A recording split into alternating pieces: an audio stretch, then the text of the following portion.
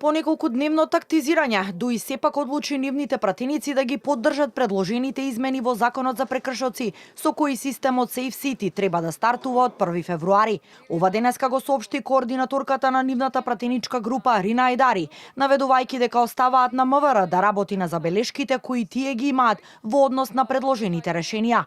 Исто како и СДСМ, и од ДУИ имаат забелешки за строгоста и висината на казните за сообраќајните прекршоци, додека едно од главните нивни барања се известувањата од Safe City да бидат и на албански јазик, кој велат е службен во државата.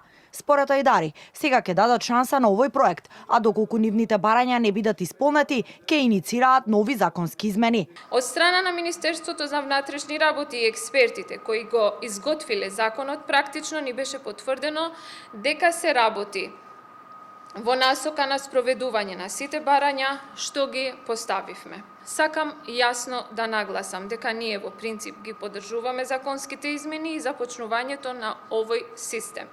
Ова е одлука на лидерите која произлезе од лидерската средба, додека ние на ниво на координаторите ги решивме дилемите и техничките прашања. Од ВМРО ДПМН очекуваат законските измени да бидат донесени согласно роковите за да профункционира Safe City на време.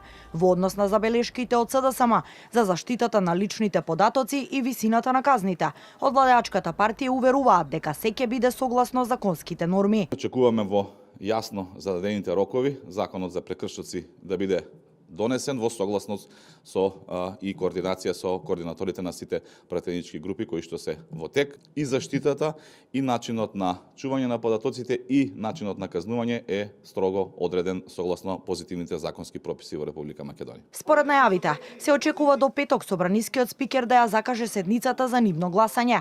За ова законско решение потребно е двотретинско мнозинство од 80 пратеници, а за сега неизвестно е дали ќе ја добие поддршката од СДСМ. Филипче најави дека конечниот став ќе го кажат на собраниска седница штом таа се закаже. Во меѓувреме, се уште нема договор меѓу пратеничките групи за нов народен правобранител и неговиот избор останува заглавен во собранието. Од ДУИ потврдија дека остануваат на ставот против сегашниот предлог Фатон Селјами, кој е поддржан од Вреди, и бараат да се избере ново име од листата на пријавени. Според Айдари, од ВМРО ДПМН има начелна согласност за нивното барање, но од Вреди се противат за постапката одново да почне.